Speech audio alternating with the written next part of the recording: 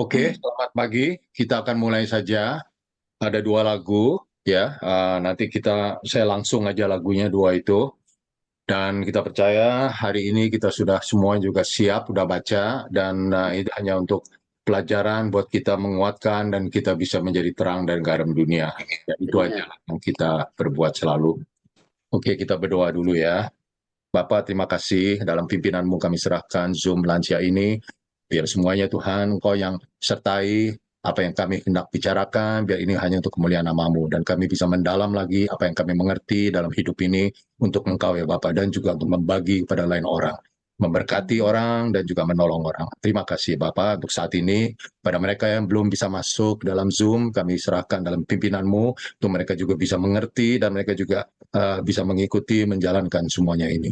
Terima kasih Bapak, hanya di dalam nama Yesus Kristus kami berdoa. Amin. Ini lagunya Abiding in the Vine.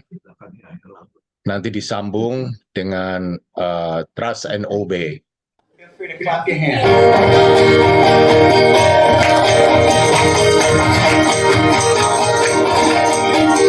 I found a new way of living. I found a new life tonight. I got the fruit of the Spirit. I'm abiding in the vine. Abiding in the vine, abiding in the vine. Love, joy, health, peace, He has made them mine. I got prosperity, power, and victory. Abiding in the vine. I found a new way of living. I found a new life tonight. I got the fruit of the Spirit. I'm abiding in the vine. Abiding in the vine, abiding in the vine. Love, joy, health, peace, He has made them mine. I got prosperity, power, and victory. Abiding in the vine. The King of Kings, He is the Lord of Lords. His name is Jesus, Jesus, Jesus, Jesus. Oh, He is the King. He's the King of Kings. He is the Lord of Lords. His name is Jesus, Jesus, Jesus, Jesus. Oh, He is the King. So I command you, sing in the name of the Lord. Take up your weapons and flee. For the Lord has given me authority to walk all over the deep. So I command you, sing in the name of the Lord. Take up your weapons and flee. For the Lord has given me authority to walk all over the deep. He is the King of Kings. He is the Lord of Lords. His name is Jesus, Jesus, Jesus, Jesus. Oh, He is the King. His name is Jesus, Jesus, Jesus, Jesus. Oh, He is the King.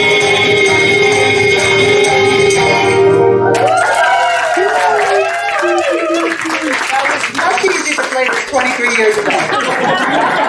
I know I need to work out a little on the upper body.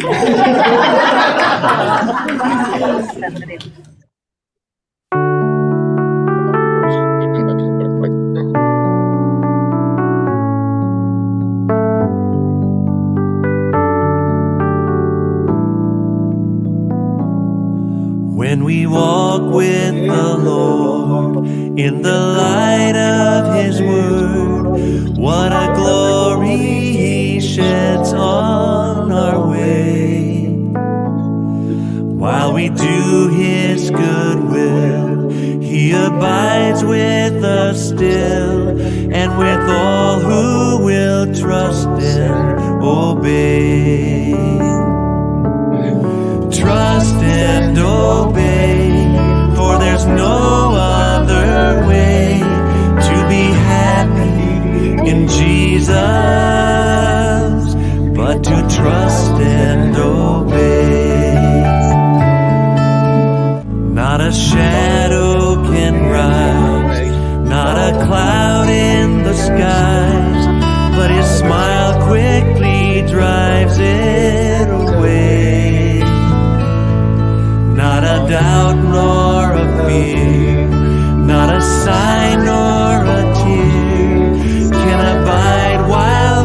trust and obey.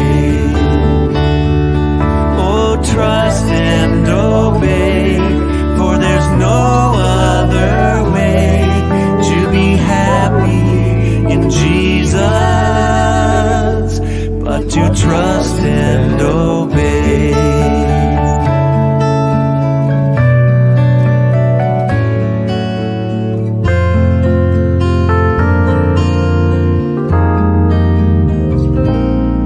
Then in fellowship sweet we will sit at his feet, or we'll walk by his side in the way.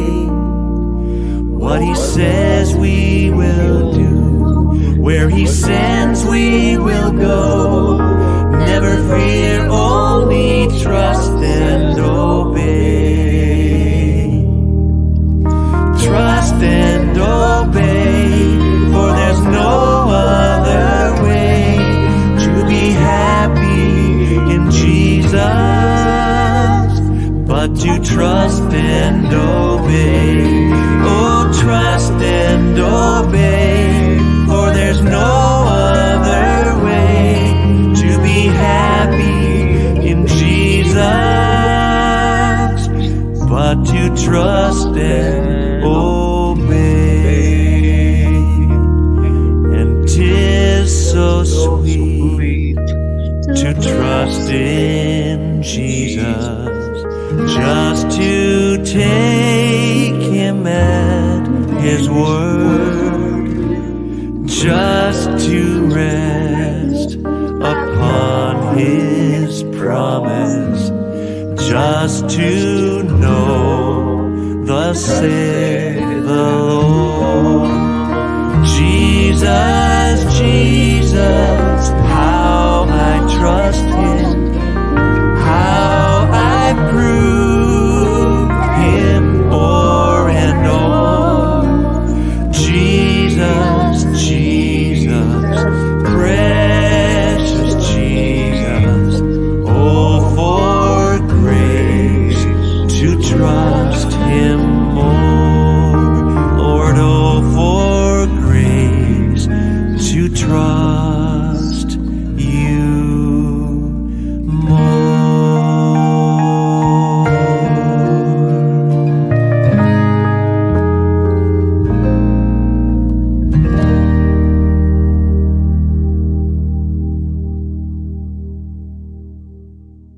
Amin. Beautiful songs. Oke, jadi persilahkan untuk Tina and David.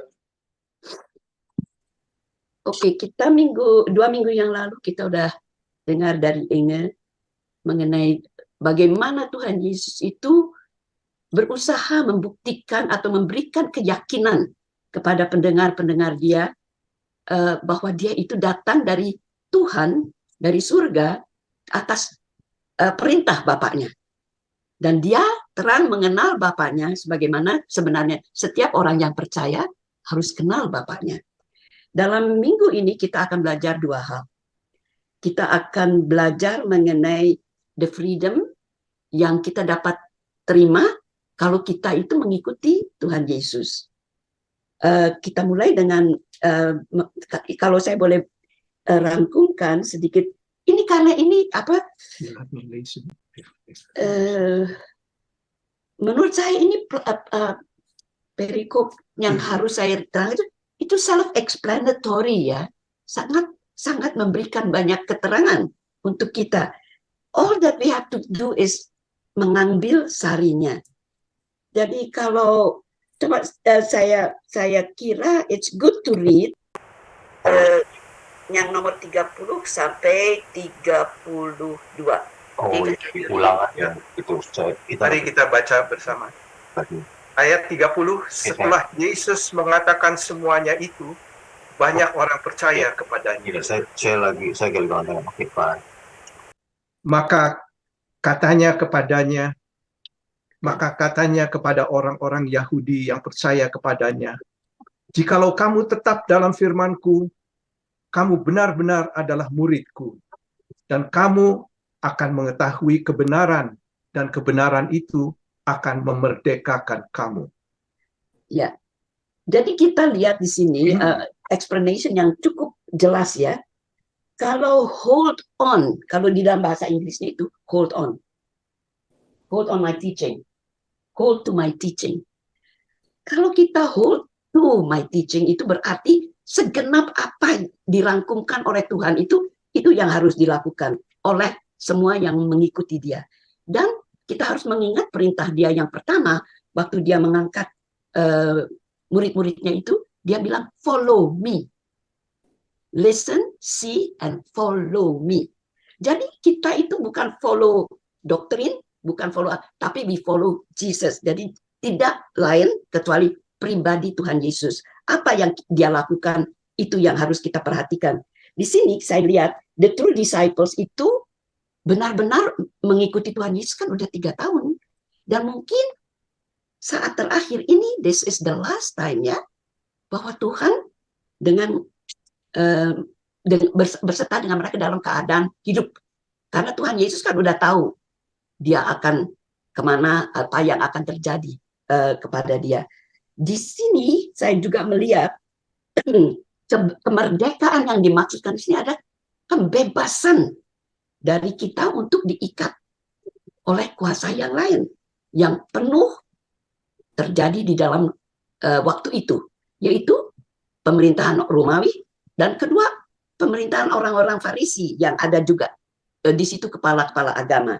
Jadi murid-murid Yesus itu sungguh mengenal Tuhan Yesus dan akan tahu kebenaran nanti saat Tuhan Yesus membuktikan kepada mereka. Kita sebagai pengikut Tuhan Yesus sekarang, we can never experience what the true disciples experience waktu Tuhan Yesus mengadakan ini semuanya.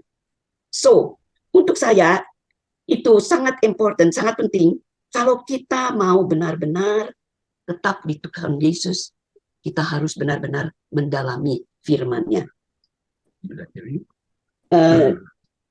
Apakah kita bisa melakukan apa yang diminta Tuhan Yesus untuk kita lakukan seorang diri? No, we cannot. Karena begini ya, dunia ini kan banyak sekali hal-hal yang Dia tawarkan, bujukan dari bumi ini. Kalau bujukan itu dapat menguasai perhatian kita, itu sudah mengangkat sedikit kekuasaan Tuhan dari kehidupan kita. Karena kita akan melihat apa yang ada di dunia. Karena kita itu memakai panca indera kita untuk menikmatinya. How can I say it better? What we see through our eyes, we hear through our ear, we taste through our mouth, and we sense everything through our senses. That is not necessarily what God means. God actually asks you to go beyond that, to the world where He comes from, a spiritual world, because God is spirit. Jadi kita juga harus menjadi roh. Jadi kita harus memohon di sini pertolongan daripada kuasa Roh Kudus. Kuasa Roh Kudus itu kita dapat mendapatkan itu dengan memohon kepada Tuhan Yesus untuk mengajar kita melalui firman, melalui banyak yang kita dengar, melalui lagu. Segala macam yang dapat membuat kita itu merasa kehadiran Tuhan Yesus dalam kehidupan kita. Freedom yang diberikan oleh Tuhan yang benar-benar membebaskan kita itu is kebenaran because we know Him. Pengetahuan kita mengenai Tuhan Yesus. Kita nggak ragu lagi. Kita tahu siapa Dia. Dia itu anak Tuhan. Itu kalau kita itu seorang yang percaya. Di dalam di antara orang-orang yang mendengarkan pelajaran Tuhan Yesus atau dialog Yesus, itu ada orang-orang yang percaya dan yang nggak percaya. Seperti kita, kalau kita pergi ke, saya lihat ini ya, percakapan Tuhan Yesus dengan orang-orang di sekitar itu, seperti kita itu di dalam court. Di dalam court itu kan ada rebuttals ya, ada reasons yang di question, di rebuttals. Ini rebuttals ini terjadi di sini. Karena kenapa? Karena orang Yahudi nggak semuanya menerima Tuhan Yesus sebagai anak Allah. Karena mereka masih belum percaya, karena matanya belum dicelikan. Dan orang Farisi, terutama orang-orang Farisi dan Sanhedrin, karena mereka itu apa yang mereka lakukan terhadap Tuhan Yesus itu to prove that he is not. And Jesus is proving he is. Yeah, the truth is that he is the Son of God, and the people who believed in Jesus will be the children of God. Jadi ada anak Tuhan dan ada anak yang bukan anak Tuhan. Sekarang bagaimana kita tempatkan diri kita sendiri juga di dalam kehidupan sehari-hari kayak begitu? Apakah dalam kehidupan sehari-hari kita bisa selalu menjadi anak Tuhan? Itu enggak selalu kan? Di sini yang saya mau tekankan ada misguiding ya. Misguiding daripada orang-orang Farisi terhadap orang-orang Yahudi yang pada waktu itu hidup dan mau mengikuti mau mengikuti apa yang mereka pelajari. Jadi the rebuttals yang diberikan oleh kaum Farisi itu adalah mereka bilang kita juga anak Tuhan, Bapak kita Tuhan. Tetapi kenapa kelakuan kamu itu tidak menyatakan yang hal-hal mengenai Tuhan? Seperti saya kasih example ya. No. Kita ambil dari itu ayat yang ke-37. Aku tahu bahwa kamu adalah keturunan Abraham. Itu rebuttal Tuhan Yesus kepada orang Farisi. Tetapi kamu berusaha untuk membunuh saya. Karena itu memang mau dikerjakan oleh kaum Farisi. Karena mereka tidak mau Tuhan Yesus itu mempunyai pengikut yang benar. Dengan kalau ada banyak pengikut ke jalan yang benar, kaum Farisi kehilangan muka ke satu, dan banyak lagi hal-hal yang merugikan kehidupan mereka. Karena orang Farisi itu hidup untuk kemauan mereka sendiri, untuk kepentingan mereka sendiri, dan tidak memperhatikan hukum yang diberikan oleh Musa dengan baik. Ditweak begitu sehingga mereka mendapatkan what they want out of it. My will, my want, gitu. So, anak Tuhan Yesus itu has a difficult way to live ya. Kehidupan anak Tuhan itu nggak selalu enak. Karena kalau kita lihat follow me, the person of Jesus, itu is not easy to do. Can you always be like Jesus, obedient, patient, giving, compassionate? Nggak selalu. Kita kan banyak contoh, ada orang kita jalan misalnya terus ada orang yang minta-minta karena nggak bisa makan, ya toh. Terus ada orang yang kalau kita ngomong tuh lihat kesian ya itu orang, but you don't do anything, that's nothing for Jesus. Untuk Yesus, kalau orang yang mengikuti Yesus tuh kita lihat seorang pengemis, kita melakukan amanat untuk membawa dia, the freedom of not having to eat but eat. Jadi ada compassionate yang harus dinyatakan dengan kelakuan. So walk the talk kind of thing. Ya, jalan apa yang kau katakan, hidup sesuai dengan apa yang kau katakan. Dan yang mau saya katakan juga mengenai keturunan Abraham. Abraham kan sebenarnya kawan Tuhan yang paling baik. Abraham dikaruniakan anak, Tuhan juga menjanjikan dia bahwa anak-anak dia akan tersebar di seluruh dunia sekian banyaknya. So Abraham is a person who knows God. Kalau kaum Farisi, they don't know the God because they use the word Abraham, tetapi untuk keuntungan mereka. Dalam hal pengenalan kita kepada Tuhan cuma ada dua hal. Kita harus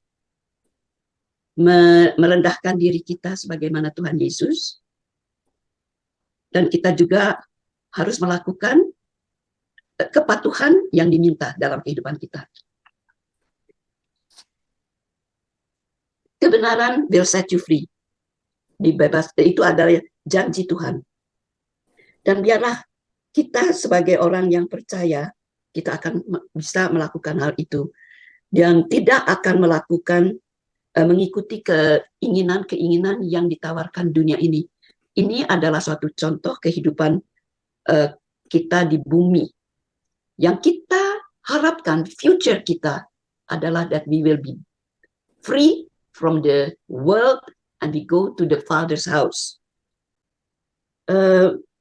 Jadi ada anak-anak Tuhan. Jadi what I cannot say is, saya nggak melihat bahwa ada anak-anak yang atau pengikut-pengikut atau orang-orang yang mengikuti Tuhan Yesus, tetapi mereka legitimate gitu. Dulunya kenal Tuhan, tetapi terus mereka itu terseret dibawa dengan hal-hal yang ditawarkan dunia ini, bumi ini. Misalnya hal-hal eating, feasting, semua yang dapat dinikmati oleh kedagingan kita. Jadi that is not what God wants. So to get yourself free is you have to live away from the world. You have to keep yourself focused on the Lord. Terus terang saja, waktu saya baca ini kelihatannya gampang, tapi sulit ya untuk diterang. I know what it is for myself. Tapi untuk membagikan itu kepada orang lain itu sulit. Sulit karena level pengertian, level pengetahuan kita itu masing-masing berbeda. Jadi I don't know how to say it more. I can only ask that if you live for Jesus, if you're a follower of Jesus, do what Jesus pleases you. Jesus has loved you, love him back. Jesus has compassion for you. Have compassion for the people that Jesus loved. For instance, the poor people. Jadi kita harus bisa membawakan pekerjaan Tuhan, meneruskan pekerjaan Tuhan Yesus di bumi ini. Dan itu adalah amanat agung yang bisa kita kerjakan, dan kita akan menerima atau mendapatkan our future life with God if we can do those things. I don't know what, I read it a lot, but that's all that I get. I know what I have to do. And I know you have lots of questions for me, which I maybe cannot answer, but go ahead, ask me and see if I can answer you. Do you have any questions? Ada pasti banyak, karena saya waktu membaca ini, banyak yang saya baca. Tetapi saya mengerti untuk diri saya sendiri, tapi untuk saya bagikan itu, I'm not good at it. So maybe Pastor you can fill the people and Inge can help, and maybe kawan-kawan lain yang punya juga contoh-contoh yang baik mengenai pelajaran ini. Kok jadi pada diam? Aku stres loh. Banget. Ayo jangan diam kalau enggak Tinanya stres. Iya kelihatan kan stres. Enggak kelihatan, masih cerah. No, but I mean, mengenai, it's so hard to explain because it speaks to me waktu saya baca, tapi does it speak to you? I cannot explain. I don't know why. Today is not my good day. No. That is trust, of course, that you have to do for Jesus. You have to trust him first. Oke, saya tambahin deh ya. Ini yang tadi Tina udah banyak ini beri pelajaran. Yang saya lihat di sini, kalau kita baca ayat 30-nya, bahwa banyak orang percaya. Tapi Yesus habis itu mengatakan bahwa jika kamu tetap dalam firman-Ku, kamu benar-benar murid-Ku. Jadi percaya saja itu nggak cukup. Itu just the beginning. Tapi yang Tuhan mau bahwa kita tuh menjadi murid Tuhan. Yang tadi Tina udah juga ngomong amanat agung Tuhan. Amanat agung Tuhan itu di Matius 28 bukan bilang pergilah kan nggak bilang jadikanlah semua orang percaya, tapi jadikanlah semua orang murid-muridku. Ya kan? Nah di sini Tuhan bilang lagi, jika kamu tetap dalam firman-Ku, kamu benar-benar adalah murid-Ku. Jadi yang Tuhan tuh inginkan dari kita itu murid, kita jadi murid. Kalau percaya aja nggak cukup. Sebabnya kalau kita juga lihat keselamatan, Efesus ya 2 ayat 8. Karena kasih karunia engkau diselamatkan oleh iman. Oh ya. Iman itu apa? Yang saya lihat emang bisa ngomong banyak, tapi yang tadi kita nyanyikan, iman itu mempunyai 2 unsur yang paling penting. Trust and obey. Ya, trust and obey. Jadi nggak cuma percaya, tapi juga taat Dinyatakan. kepada Tuhan. Dan sebetulnya kita sering dengar di Yohanes 3 ayat 16, yang dibilang begitu besar kasih Allah kepada dunia, setiap orang percaya kepadanya tidak binasa, tetapi beroleh hidup yang kekal.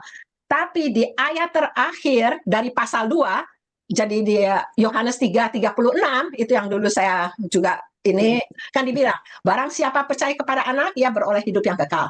Tapi barang siapa tidak taat, bukan dibilang tetapi barang siapa yang tidak percaya. Tetapi dibilang barang siapa yang tidak taat. Itu Yohanes 3:36. Kita udah lewat itu, udah belajar, cuma saya refresh.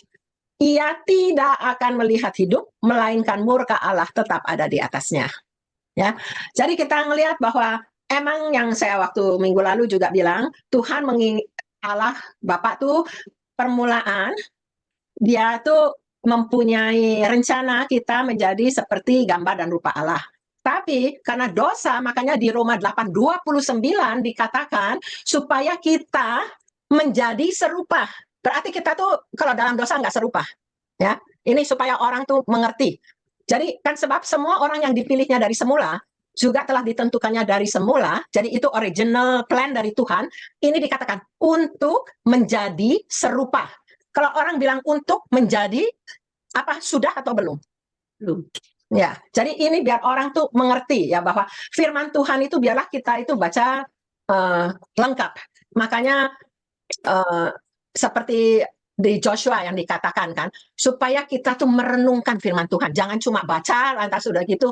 Kita merenungkan sehingga kita mengerti, sehingga perkataan kita dan perbuatan kita itu sesuai dengan firman Allah. Ya, itu dia.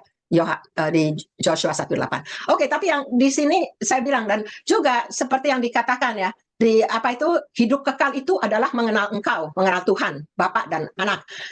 Tapi kalau di 1 Yohanes 2 dan 3 dikatakan, inilah tandanya bahwa kita mengenal Allah. Tandanya apa? Menuruti perintahnya. Jadi semuanya Tuhan itu selalu menegaskan terus-terusan bahwa melakukan firman Tuhan itu penting. Orang boleh bilang dia percaya, tapi kok dia tidak melakukan firman Tuhan, itu disangsikan. Dia percayanya benar atau tidak. Tapi kalau melakukan firman Tuhan, itu pasti dia percaya. Jadi kalau misalnya Tuhan bilang, berilah maka akan diberi. Nah, kita memberi, bisa nggak memberi? Itu kan ketahuan. Kalau kita percaya sama Tuhan, maka kita tuh tahu firman Tuhan itu ya dan amin. Ya. Jadi yang dulu saya pernah kasih ini kan, contoh ada orang di apa itu di Niagara Falls naik tali bolak-balik nggak jatuh di atas Niagara Falls. Lantas kan dia nanya sama orang-orang, kamu percaya nggak saya bisa bolak-balik nggak jatuh? Semua jadi percaya. Semua bilang percaya. Tapi waktu ditanya siapa yang mau saya gendong naik di Niagara Falls, nggak ada yang mau. Sebab mereka cuma percaya. Tapi sebetulnya yang Tuhan kepingin kita tuh trust. Nggak cuma trust itu 100% percaya dan melakukan gitu ya. Jadi makanya dikatakan yang di 1 Yohanes 2 ayat 4 dikatakan, barang siapa berkata, aku mengenal dia. Tadi kan udah dikatakan, kok mengenal akan menuruti perintahnya. Yang Tuhan bilang tetap dalam firman-Ku. Tetapi tidak menuruti perintahnya, ia adalah seorang pendusta dan di dalamnya tidak ada kebenaran. Oke, saya mau coba tambahin itu. Ada yang mau tambahin lagi? Iya, mumpung sebelahnya udah ngomong, saya ngomong. Begini ya, jangan bosan kalau sama saya ya. Sebenarnya nih dari ayat pertama saja sudah dibilangin, tau nggak? Semua orang pada bilang ayat 30 setelah Yesus mengatakan semuanya, banyak orang percaya kepadanya. Itu kenapa waktu saya ingat di Yohanes 8:29, kan ini dibilangin, ia tidak membiarkan aku sendiri, Sebab aku senantiasa berbuat apa yang berkenan kepadanya. Apa itu? Setelah saya lihat, oh, yang berkenan kepadanya, itu kepada Bapa. Jadi Yesus itu benar-benar mengikuti apa yang Bapaknya bilang. Jadi dia berkenan. Selalu kita tidak dibiarkan sendiri kalau kita selalu berkenan kepada Yesus. Sebenarnya ya, yang tadi si Tina udah bilang, ini self-explanatory. It is. Buat saya paling sedang baca ginian. Sebabnya kalau yang baca lain itu memang mesti digali, mesti sekolah gitu. Nah ini dengan Roh Kudus saja, saya berasa tuh Roh Kudus sudah bilang, itu jawabannya sudah ada. Why can you understand? Kalau mau lebih mendalam ya tadi Enga bilang, udah dibilang banyak sekali di tempat mana-mana. Itu kan kamu pernah dengar, tapi kok kamu lupa? I always say that in my heart. Saya kalau saya memang orang nafsu, tetapi saya itu menjaga kenafsuan saya itu untuk yang benar. Supaya dengan apa yang sudah dibilang di sana, kamu berarti kamu percaya tapi kamu nggak berbuat. Kayak tadi bilang, ada orang minta-minta. Kasihan ya. Saya sekarang kalau ada orang ngomong begitu, saya terganggu. Memberi nggak kamu? Mendingan kita tuh nggak ngomong, tapi betulkan attitude kita di dalam hati. This is praktek. Sama kalau dalam meeting. Orang bilang banyak bantahan. Apapun dalam firman. I don't like bantahan. Because bantahan itu go nowhere. We don't solve anything. Jadi saya cuma melihatnya ayat ini semua yang tadi dibaca itu kemerdekaan itu saya merdeka, tapi saya bukan bilang saya sempurna, but I follow that steps. Sama aja tadi juga ada di WA satu kesehatan 1 sampai 28 di lansia ada. Saya lihat ini bagus. Saya bilang baca ya nggak usah denger lah baca aja sampai 28 ini bagus gitu. Memang dibaca saya ngecek. Make sense. Langsung James Kim Kwan bilang di situ, wah bagus gitu. Nah, kalau kita cuma baca, tetapi kita nggak ngikutin, ada hal yang bagus. Itu artinya apa dalam hidup? That's the self-explanatory yang benar Tina bilang. Memang kalau ditanya-tanya lagi satu ayat itu bagaimana, ya akhirnya ributnya cuma persoalan begini. Nggak di dalam hati. Kan banyak kita dengar. Lagu tadi aja saya juga pilihnya tuh hanya dalam nggak ada 5 menit, 10 menit. Abiding in the vine. Kalau kita udah belajar, Yohanes 15, abiding. Kalau kita udah abiding, kita ya berdua, dengan urusan Mami sekarang sudah perlu bantuan banyak, kita tuh juga ada tegang di rumah. Ya, dengan ini saya pakai. Saya bilang, Inga, kita nggak ada effort ya namanya. Saya sampai jadi, seperti kamu bilang, saya nggak bisa membagikan secara baik. Mengungkapkannya, saya bilang kita nggak worth it kita tuh kalau kita bantah-bantahan dan kita itu marah-marahan. It's not the time. Maksud saya tidak ada time lagi untuk ituan. Nggak ada solving the thing. Itu yang saya sekarang itu berbuatnya begitu. Kalau enggak, ya memang saya orang nafsu kalau dia bisa mengontrol. Orang macam-macam tidak juga bilang, memang setiap orang lain-lain. Tapi saya nggak ngajarin ya untuk kalian ini maksa seperti saya. Kalau nggak bisa ya nggak bisa. Tapi mengertilah apa yang sudah kita belajar di dalam Bible itu ya, dalam ayat-ayat banyak tadi saya udah bilang A, B, C ayatnya semua.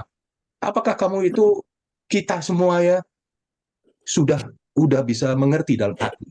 Dalam otak mau membantah, tapi dalam sini kita mesti itu yang semuanya itu. Jadi saya bebas, saya juga mau bebas, saya bebas. Saya makan semua. Kalau ngomong begitu, saya berbuat apapun, tetapi tentu kita kan terus dikasih tahu dengan kesensitifan kita, that's not good. Mulai sedikit mau ngomong apa, kalau soal pengomongan, ya mendingan enggak. Gitu. Jadi saya pakai, memang saya punya, ini cuma kesaksian-kesaksian, saya pakai apa yang saya baca, ya, kejadian di luar, praktekkan aja. Itu memang, ini ada orang masih bekerja, kalau saya udah nggak bekerja, tapi setiap hari saya tuh jam 12, jam 1, saya nggak pernah diam. Sampai saya berasa ya kita udah mesti break ini. Ya udah itu aja lah. Ada yang lain, Pastor Yu, Pastor Yu mesem. Saya mengaminkan apa yang di-share gitu ya. Bagus tadi yang ayat pertama ayat 23 kata merdeka ya. Saya juga tadi barusan lagi merenungkan juga apa kata merdeka. Saya tadi waktu dibacakan, tiba-tiba ting aja. Saya diingatkan seperti seorang baby gitu ya, baby baru lahir. Dia kalau kita lihat baby, apa yang dia kan kayaknya bergerak kemana dan bebas. Coba kalau kita bekep, ya kan masih kecil kan suka yang dibekep tuh pakai kain itu ya, apa Bedong. bedong ya, Swaddle. ya bedong ya. Itu kan nggak bisa apa-apa. Nah, tapi kalau bayi itu kan maunya merdeka, maunya bebas gitu. Dia tidak mau diikat. Sama dengan kehidupan kita tidak mau diikat gitu. Kita maunya Dikekang. merdeka, dikekang ya. Nah, ini bagus dikatakan kata percaya dan juga merdeka. Jadi pada waktu bayi itu mau merdeka, mau buat apa aja kan ada ibu. Ibu itu kan memberitahu, oh harus begini gitu ya. Diajarin pelan-pelan dari baby sampai anak, sampai bertumbuh gitu ya. Demikian juga kasih Tuhan sama kita. Kita dikasih kemerdekaan, kita sudah merdeka ya. Percaya dengan Yesus kita sudah merdeka. Dan Tuhan ingatkan kita sudah merdeka, kita jangan dikekang, kita ini tapi Tuhan juga Tuhan kasih kebebasan. Dengan kasih kebebasan tentu kita harus tadi Citina bilang ada guidance-nya kita menurut firman-firmannya. Itu berasa kok kalau saya tuh atau semuanya berasa kalau kita sudah merdeka, kita lagi berbuat sesuatu yang tidak Tuhan kehendaki. Roh Kudus, kalau kita ada Roh Kudus gitu ya, Roh Kudus itu pasti ada ingatin kita deh di hati kecil kita. Aja nggak sejahtera. Nah, itulah Tuhan tuh gitu baik. Kalau kitanya bebel, kitanya nggak pernah deket sama Tuhan, itu nggak bakalan dengar. Nah, bedanya sama anak-anak dunia kan begitu. Kalau kita punya Roh Kudus, anak dunia nggak punya Roh Kudus. Kita diingatkan, kalau mereka nggak diingatkan. Nah, itu yang kebaikan Tuhan kasih Roh Kudus kepada kita seperti dari Citina bilang, sehingga kita bisa baca firman Tuhan, kita bisa nyanyi dengan sukacita. Jadi apa namanya? Puji Tuhan, kita jadi anak Tuhan gitu loh. Kita dikasih kebebasan, bukan dikondem ya. Yang kondem itu dari diri kita, dari setan gitu ya, dari musuh kita ya. Dikasih kondem, kamu begini, kamu bersalah. Itu Tuhan nggak kondem, Tuhan kasih peringatan pada kita supaya kita berubah, dan dia mau kita berubah, bertumbuh, dan dia juga yang saya lihat Tuhan kasih kesempatan kita untuk berubah gitu loh, tidak ditinggalkan kita sendiri, dan Tuhan kan menjaga kita. Jadi sometimes kita dikondem sehingga kita jatuh gitu ya, tapi saya bersyukur saya tadi diingatkan lagi gitu ya dengan firman Tuhan ini, seperti seorang bayi yang kita bertumbuh, dan Tuhan yang memberikan Roh Kudus kepada kita, mengingatkan kita dengan kita sering berintimasi dengan Tuhan, Tuhan pasti kasih something dah kepada kita. Saya jamin sekali Tuhan akan membimbing kita ya, tidak dibiarkan anak-anaknya itu jatuh tergeletak. Itu kan firman Tuhan ya, yang kita alami tidak jatuh tergeletak. Jadi kita jalani hidup ini dengan sukacita. Jadi setiap yang kita lakukan itu kita bersyukur, kita lakukan dengan gembira. Kalau kita berontak, ya Tuhan liatin aja. Tuhan lihat aja kalau kita berontak. Ini anak nakal gitu. Saya juga pernah jadi anak nakal. Ya, tapi Tuhan baik. Tuhan kasih kesempatan pada kita untuk bertumbuh gitu. Jadi Tuhan, ya terima kasih untuk firman yang hari ini dibagikan. Itu aja. Ya, yang saya bisa lihat juga, itu topiknya akan kebenaran yang memerdekakan ya. Jadi itu ya memang benar, it's self-explanatory. Jadi kita di sini semuanya ya, I believe everybody is born again kan. Jadi itu kalau kita ini born again itu kita ini kan hidup di kerajaan surga ya. Kerajaan surga itu is in us gitu. Tapi kita beda dengan orang-orang yang hidup di kerajaan dunia. Orang yang dunia sana itu apa namanya? It's those unbelievers, the non-believers. Jadi itu kalau memang udah we have the kerajaan surga in us itu kita ada Holy Spirit in us kayak Pastor Liu bilang. Jadi itu for us itu yang kita yang udah born again, yang benar-benar percaya pada Tuhan, itu there is convictions ya. Kalau kita merasa ada kesalahan atau apa itu berbuat yang aneh-aneh yang nggak benar di hadapan Tuhan, itu you feel gitu loh, you have like the Lord itu or the Holy Spirit can fix you ya. Tapi kalau orang dunia itu mungkin nggak berasa, oh it's okay, you know. Tapi kita kan ada perasaan itu guilty, like no, I cannot do that. So that's why itu kita try untuk jadi orang benar. Makanya ini dibilangin kebenaran yang memerdekakan. Jadi we are, you know, if we are true believers and we are all born again, itu that's it. Itu kebenaran tuh akan it's there. We are all righteous, right? We are all righteous people, gitu loh. Jadi itu yang memerdekakan kita. So we don't have to takut atau apa, because the Lord is there, the Holy Spirit is there with you. Gitu. Itu yang saya dapat juga. Dan memang yang terakhir, ayat yang terakhir itu yang 47 itu yang jelas juga kan. Barang siapa berasal dari Allah, ia mendengarkan firman Allah. Itulah sebabnya kamu tidak mendengarkannya, karena kamu tidak berasal dari Allah. So that's already jelas sekali di situ. Gitu. Ya, Saya itu cuma aja. nambahin lagi, ini tapi semua orang saya di sini percaya, cuma saya mau nambahin, banyak orang tuh bilang, oh Tuhan Maha Pengasih, kita punya kasih karunia, kita merdeka. Asal kita tahu, kita tuh arti merdeka itu merdeka dari dosa, bukannya merdeka untuk berbuat dosa. Ada orang yang suka mikir mereka merdeka bisa ngelakuin apa aja. Itu bukan merdeka definisi terminologi dari Alkitab.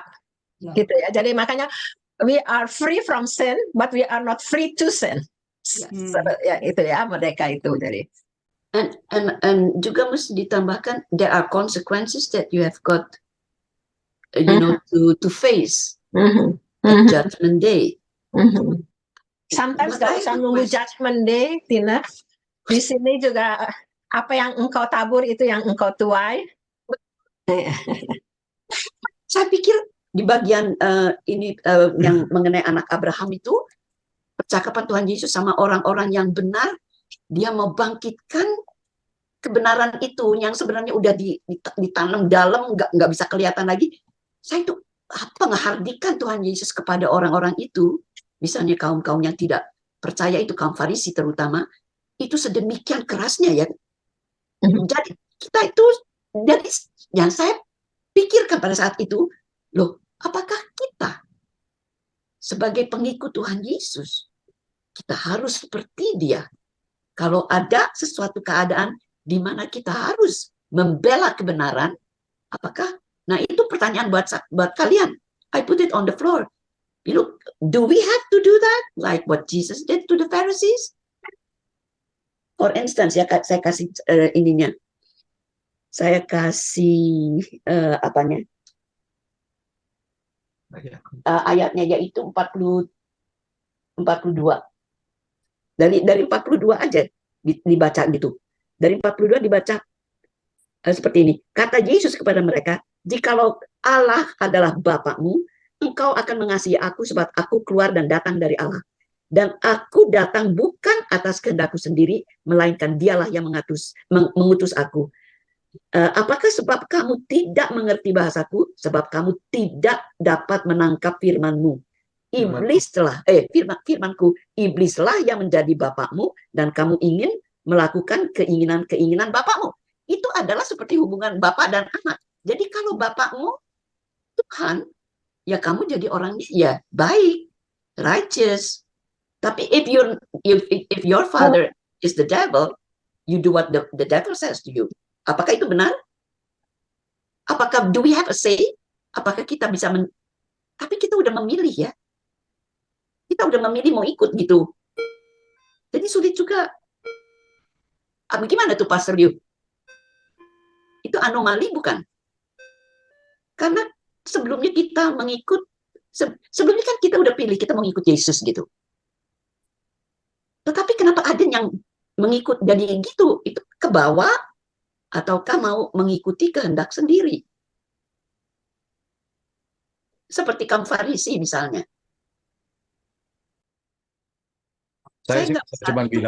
Saya cuma bisa bilang ya bahwa ini kehendak sendiri. Semua ayatnya ada di sini. Jadi sebenarnya tuh kayak di ayat 44. Semua itu karena iblislah menjadi bapakmu dan kamu atau kita ingin melakukan keinginan-keinginan bapakmu. Yaitu bapakmu setan dan setan. Ia adalah pembunuh manusia sejak manusia dan tidak hidup dalam kebenaran. Sebab di dalam dia tidak ada kebenaran. Apabila bapakmu itu setan, ia berkata dusta, ia berkata atas kehendaknya sendiri. Aku sendiri. Itu 44 jawaban soal kemerdekaan kebenaran karena kehendak kita sendiri. Tapi penghardikan gitu kalau kita ngelihat seseorang misalnya. Dan kita tahu dia dalam ikatan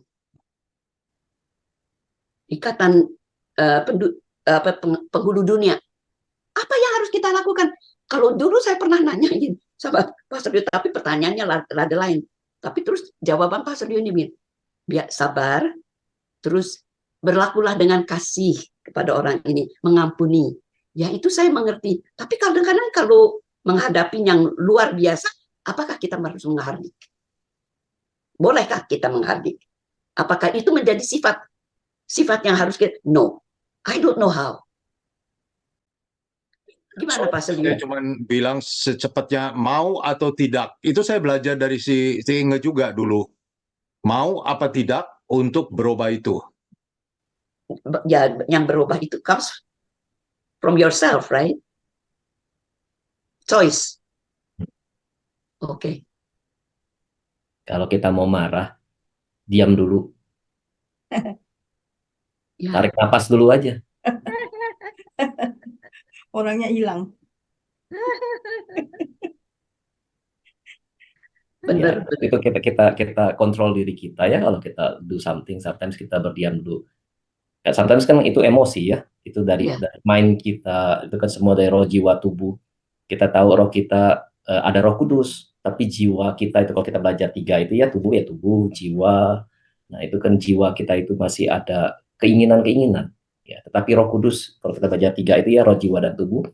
Ya kita balik lagi, roh itu sudah mengingatkan kita, tapi jiwa kita tuh selalu berontak. Jiwa kita mau ikut tubuh atau mau ikut roh Tuhan. Nah itu yang kita perlu namanya mengontrol diri ya. Nah kalau kita lihat orang-orang yang ya bapak-bapak yang maksudnya bapak-bapak gereja gitu ya, mereka kan menyendiri, mereka merenungkan diri sendiri, ya mereka sudah peka gitu. Tapi kalau kita di dunia ini kan sometimes tidak bisa peka karena kita banyak gangguan di dunia, banyak bisikan-bisikan. Kita bisa merenungkan, makanya setiap pagi kalau kita bisa bisa berkomunikasi sama Tuhan, baca firman Tuhan, tadi seperti dibilang kita dekat dengan Tuhan, for sure kita bisa, Tuhan akan ingatkan gitu, oh ini nggak benar. Memang banyak sih ya keinginan-keinginan kita, emosi, wah itu emosi apalagi itu sometimes bisa meledak. Kalau kita yang paling yang bikin kesel kan biasanya spouse kita, yang paling dekat spouse kita. Ada apa? Marah. Nah, kita sendiri kita bisa nggak kontrol, kita bisa nggak berdoa, bawalah itu dalam doa. Itu sih saya pikir itu aja ya, bawa dalam doa. Kita berdoa, berkomunikasi sama Tuhan gitu ya. Ya, itu. Jadi it's just ourself kok, jiwa kita, pikiran kita, kemauan kita, mind kita, emosi kita, itu semua yang membuat kita tuh menjauh dari Tuhan ya, keinginan pribadi. Tapi keinginan roh enggak, keinginan roh lembut sekali. Misalnya dalam a group begitu, kalau kita lihat ada seseorang yang tadinya biasa seperti kita, terus jadi lain gitu. Jadi pokoknya apa-apa jadi selingkuh gitu. Lagi diproses mereka. Lagi diproses ya. Jadi kita itu saya tuh di prayer tower, ikut prayer tower, tapi kan di grup lain saya ikut juga. Jadi itu saya melihat banyak sekali bagaimana doa itu sangat dapat membendung hal-hal yang mesti terjadi tidak terjadi karena intervensi doa. Makanya saya itu kalau waktu saya mendengar Tuhan Yesus itu kok ini keras sekali yang ngomongnya. Aduh, saya ingat waktu saya ngajar sekolah minggu, aku nih dikenal sebagai guru yang severe, galak. Aduh, sampai Pastor Jo bilang, Tina kan galak. Ya, siapa yang bilang? Itu anak-anak sekolah minggu katanya. Oh, oke, Pastor Jo, so sorry. Saya maksudnya bukan galak. I'm severe, strength, karena saya itu mau mengajar mereka apa yang baik. Tetapi ya saya terima itu, ya mungkin saya harus berubah sedikit cara ngajarnya.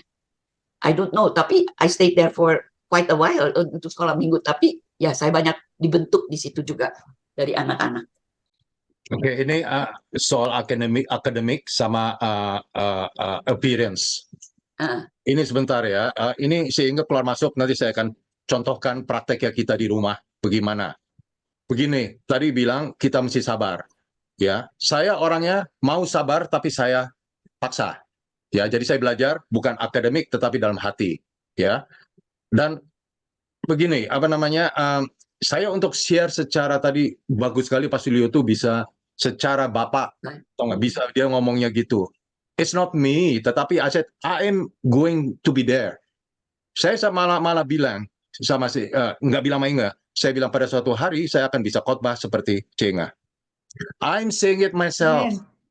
Saya That's a tuh commitment. nafsu That's good. banyaknya di situ. Nah, ini sekarang contoh Inga kan nggak ada. Tadi saya ada telepon, saya kasih dia gitu. Itu Mami udah ketiga kalinya sekarang. Bilang, tau nggak, kapan mau datang? Nanti habis ini kita lagi tengah jalan. Buat saya ya, saya ini orangnya kalau udah ngeliat gini terganggu. Sama aja kalau saya lagi kerja diganggu saya nggak pernah bisa. Ya, jadi saya juga itu tadi dibilangin. Saya juga merubah kesabaran saya, merubah segala rigid saya punya kekakuan ini, saya coba rubah semua. Maka itu saya kalau di rumah ngomong tuh sangat halus, nggak kayak begini. Nah, saya ini ya ngomong begini sebab saya itu memang kalau nggak ngomong begini, I feel I am academic atau dari hati. Kan udah ada kata-kata di Bible bilang, apa yang dari hati itu keluar. Memang saya begitu. Tapi I make it myself, saya halus kalau ngomong di rumah sama Inga. Inga yang lebih galak.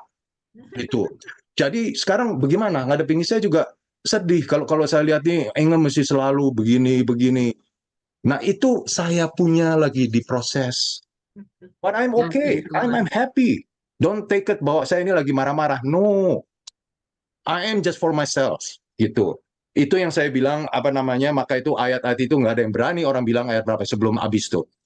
Coba, can you convict me? Apa dibilang ayat berapa ya? 46. Which of you convicts me of sin? And if I tell the truth, why do you not believe me? Siapa yang bisa membuktikan bahwa Yesus pernah berbuat dosa? Itulah sebabnya di ayat terakhir. Dikatakan tadi udah dibaca 47. Kan mulainya sekarang siapa yang dari kita berani berkata ini? Ya nggak berani orang-orang ngatain Yesus. Karena dia orang benar. Jangan orang benar tuh dikatain. Kita yang mesti berbuat, akhirnya orang melihat, kita akan bilang, oh the truth ada tuh, ada the truth. Cuman ngikutinnya ini. Ya kayak saya lagi mau ngikutin ini. Amin. Jangan give up. Don't give up. Ya. Semuanya kita itu in process. No. Justru- For me, justru- there's no giving up. But soal gini-ginian tuh nggak ada giving up. Maka itu saya bilang ya, apa sibuknya bukan main saya memang. You tahu saya kerjaan saya setiap hari itu ya terang video dan foto. Bisa lihat semua hasil-hasilnya. Itu saya tuh sampai bilang, waduh tadi malam saya bilang mual ini saya ngerjain ini. Tapi nggak give up. I'm still telling the person, I'm still happy doing it. But just be patient. Kalau saya ini juga mesti take myself. Ya. Ada hal-hal lain. Ya saya nggak bisa ngomong detail kan. Ya. Ya itu aja lah, nggak give up. Justru yang kita mau lakukan itu yang justru banyak halangan. Misalnya kita membuat kebenaran, kita mengikuti banyak sekali challenge ya dari spouse, bukan spouse saja, spouse yang paling dekat ya, tapi dari sekitar kita, family atau dari orang sekitar kita, teman atau apa. Oh kamu munafik gitu. Tapi kalau kita dekat dengan Tuhan, jangan give up. Itu tetap kita lakukan. Walaupun orang gitu ya makanya itu kita perlu berdoa ya. Penting sekali berdoa tadi yang tadi Tina bilang berdoa karena kita tidak lepas dari sesuatu yang konflik kita, bukan condemn ya. Condemn dan konflik beda. Konflik itu menyatakan menegur ya, bukan untuk condemn. Kalau condemn kan menyalahkan, kamu salah. Tapi kalau konflik lebih halus gitu loh, lebih nggak dikondem. Kalau kondem tuh kamu kayaknya paralyzed. Nah itu satu kata bisa bikin orang paralyzed. Kamu begini paralyzed, bisa paralyzed. Tapi kalau menegur justru mengencourage kita untuk memperbaiki. Nah itu memang kita perlu untuk merenung, kita perlu untuk banyak berdoa. Tuhan tuh baik sekali untuk kita diproses. Apapun yang kita lakukan tadi seperti Steve bilang kan ya, Steve, maksudnya kesini sana, ya apa yang kita perbuat tuh itulah kita bisa sense. Tuhan lagi proses kita, Tuhan proses kita. Ya, Tuhan baik. Amen. Tapi kita masing-masing perlu masing-masing. Ya. Now, I see, tau nggak, kalau saya dengar Pastor Liu ngomong, for me, not just isinya aja, tetapi for me, the tone, kesabarannya, sebagai bapak, itu buat saya tuh menghibur. itu penting. Ini karena saya ya. Jadi jangan lihat bahwa orang tuh balik ke saya. Saya juga bisa bilang, mungkin saya masih lebih halus ngomongnya, itu benar. Tapi how can I do it? Kalau nggak begini saya jadi udah ngilang aja. Biasanya sifat orang kayak begini ngilang gitu. Jadi I need you. You need us. Everybody else in the church. We need each other. Amen. Tuh, udah Amen. itu, cuman itu bagus itu kalau bisa gitu. Kita anggota tubuh kan, Coach Steve. Saya saling membutuhkan, nggak bisa berdiri sendiri. Amin, Nggak amin. bisa. Kita saling butuh, kita saling Ya. menegur, kita saling apa. Mata nggak bisa mencium, Ya. perlu hidung nggak bisa melihat, perlu Ya. mata. Ya. Saya ini kalau udah kayak begini, saya ngomong tuh mau nangis. Terus terang. It's over here.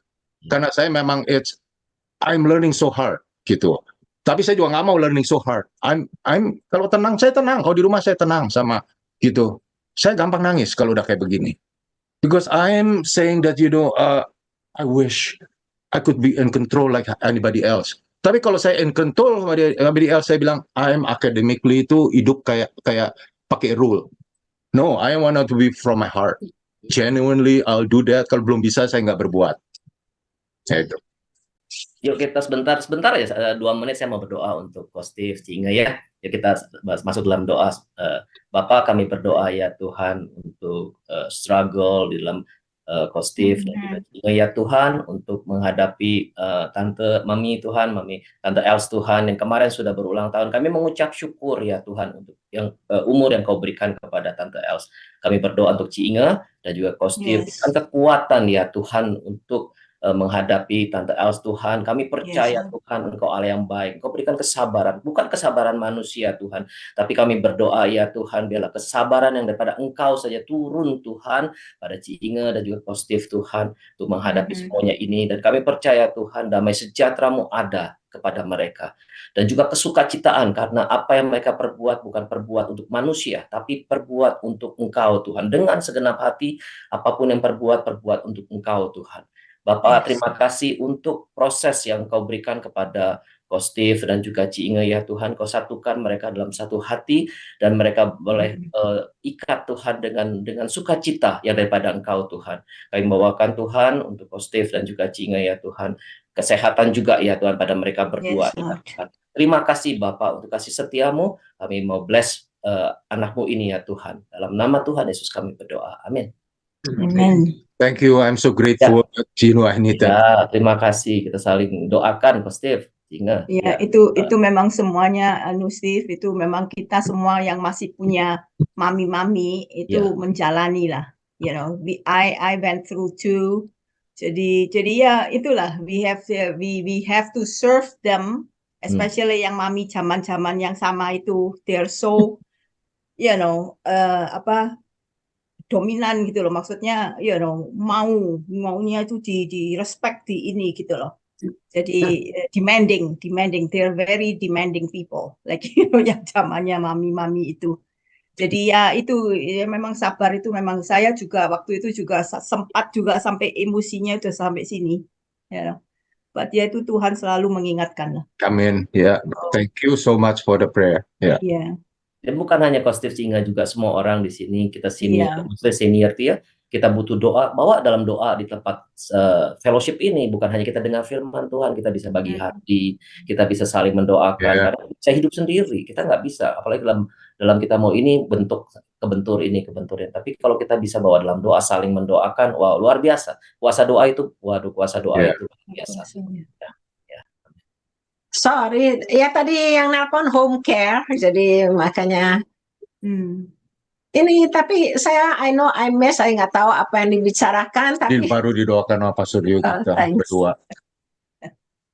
Yang tadi yang saya cuma mau tambahin yang Pak Suryo bilang kan, kita nih terdiri dari tubuh, jiwa, roh. Nah, waktu manusia baru diciptakan, itu tuh roh yang dominan. Makanya mereka telanjang, mereka semuanya, buat mereka not an issue. Kedagingan tuh not an issue. Tapi sesudah jatuh dalam dosa, itu jadi kebalik. Kedagingan yang dominan, rohnya yang mati malahan. Bukannya Ya kan kita tuh hidup waktu Tuhan menghembuskan nafas ke kita. Jadi kita punya roh diisi sama rohnya Tuhan. Makanya itu kita tuh yang dominan, itu yang good. Tapi sesudah dosa semua kebalik, daging yang kuat, jiwa, rohnya mati.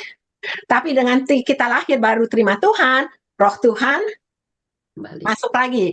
Dan lagi kita tuh mesti tahu, orang suka bilang, oh saya punya Tuhan dalam saya, atau roh Tuhan ada di dalam saya, kan selalu gitu.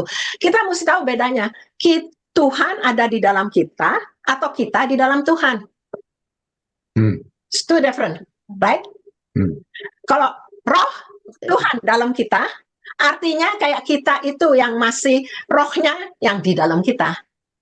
Tapi makanya itu kita tahu waktu Yesus bangkit, murid-murid lagi doa, Tuhan itu udah menghembuskan nafasnya ke tiap murid kan? Ya. Jadi tiap murid punya roh kan? Roh Tuhan dihembusin lagi. Tapi kan Tuhan bilang, ini belum cukup. Tunggu Pentakosta, itu roh Tuhan yang dicurahkan, yang menguasai kita. Ya. Jadi kalian, kok semuanya kayaknya lagi mikir-mikir. No, the explanation is very, very vivid. Oh, ya, very good. Jadi makanya berarti get to yourself because He lives in you. Ya, jadi kalau kita bilang kayak roh Tuhan ada dalam kita, jadi kayaknya kita tuh yang masih berkuasa, roh Tuhan tuh yang ada gitu, yang ngasih nasihat apa. Tapi kalau kita di dalam roh, kita itu di bawah kuasa roh. Jadi roh yang kita yang mimpin kita gitu ya. Jadi makanya itu ada dua hal yang kadang-kadang orang suka bilang, oh kita ada Tuhan, tapi buat saya lebih bagus bahwa kita miliknya Tuhan, kita di dalam Tuhan. Makanya Paulus sering kan bilang, Yesus di dalam engkau atau engkau di dalam Yesus. Sebabnya kita tuh mesti maju supaya akhirnya roh Tuhan yang berkuasa atas diri kita. Saya ini bersyukur sama dia nih, dia tuh orangnya ketawa terus. Buat saya ya, it is, saya pilih dia tuh karena menghibur. Sampai sekarang saya bilang, bagus lo kamu lo bisa ketawa. I need it. Saya jarang ketawa, tapi kalau saya nangis sering. Jadi dia tuh ketawa. Jadi buat saya itu penghiburan. No, kita ngomongin udah belakangan ini karena kita banyak yang tadi didoakan, terima kasih. Memang saya bilang good lo, you bisa begitu. I'm not saying I'm so depressed, ada. Tetapi it's not mau saya dipengaruhi gitu-gituan. I still wanna live for him. Yeah. Itu aja. Jadi balik ke Inge tadi, jadi roh Tuhan di mana? Jadi makanya kita perlu bahwa roh itu memenuhi kita. Makanya Tuhan bilang waktu itu sama murid-muridnya, kamu nggak boleh pergi. Walaupun sudah dikasih roh, ya kan? Waktu mereka di ruang tertutup, Yesus tiba-tiba datang, masuk. Itu kan roh, Yesus kan menghembuskan rohnya. Itu kamu tahu kan? Kira-kira, belum, not. Gimana itu? Mungkin kita bukalah ini di Yohanes. Yohanes sesudah Yesus bangkit. Oke, Yohanes 20. Yohanes 20 ayat 19. Oke, tolong dibaca deh. Mungkin kadang-kadang kalau dibaca orang jadi lebih, nggak cuma Inge bilang ada di sana. Oke, saya baca ya. Ya.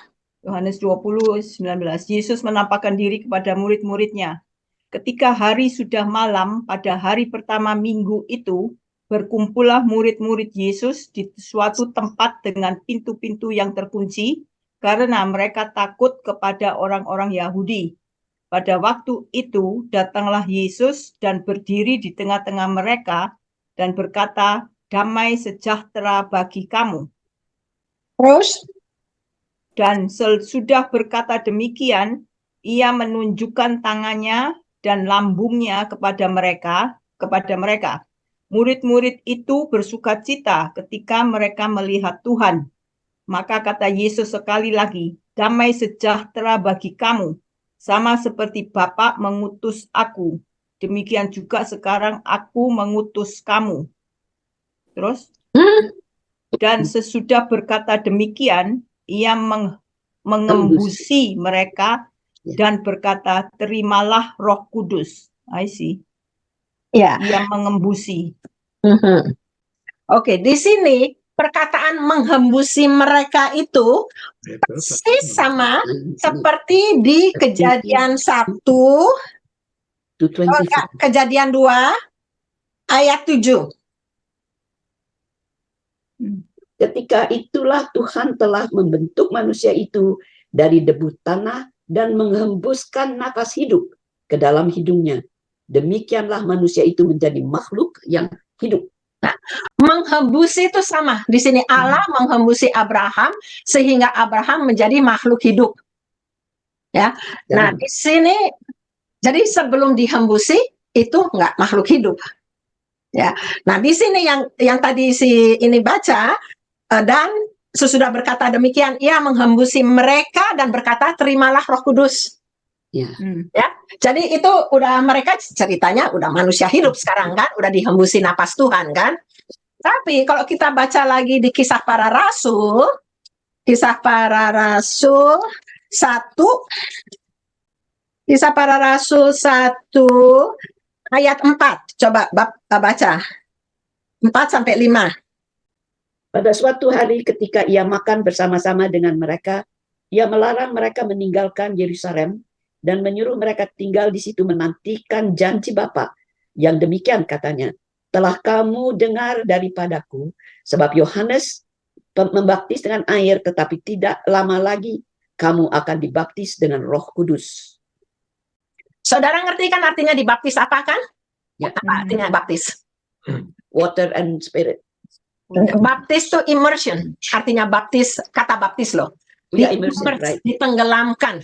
Jadi yang tadi Yesus tuh cuma menghembusi napas, tapi sekarang kita mau dibaptis dengan Roh Kudus dan itu Pentakosta. Makanya Yesus mengutus tapi bilang jangan pergi dulu. Lantas yang kita ingat di 1 ayat 8 itu kan yang Yesus bilang, kalau kamu sudah menerima kuasa, kalau Roh Kudus turun ke atas kamu, itu baru menjadi saksi Yerusalem, Yehuda dan Samaria dan seluruh bumi kan. Jadi ini kita makanya mesti bedanya bahwa kita itu just memiliki Roh Kudus atau Roh Kudus memiliki kita. Ya, jadi kalau Roh Kudus kita udah berserah 100% pada Roh Kudus, berarti kita tuh baru jadi miliknya Roh Kudus ya. Nah, itu yang baru kita, itu yang Tuhan inginkan dari kita. Jadi dibaptis dengan Roh Kudus itu soak. Ya, immerse. Makanya kita kalau baptis itu baptisan selam ya, nggak baptisan percik. Sebab kita percaya kayak kita harus Islam, itu kan makanya dulu siapa ya si istrinya Gido bilang, dulu dia nggak percaya baptisan selam, dia berasa dipercik aja cukup gitu. Tapi waktu ada satu hamba Tuhan bilang, kamu ngerti nggak sih, dibaptis itu artinya dikuburkan. Ya, mati. Ya, kalau kamu dikubur, kamu mau nggak jemaat diubur-uburin tanah?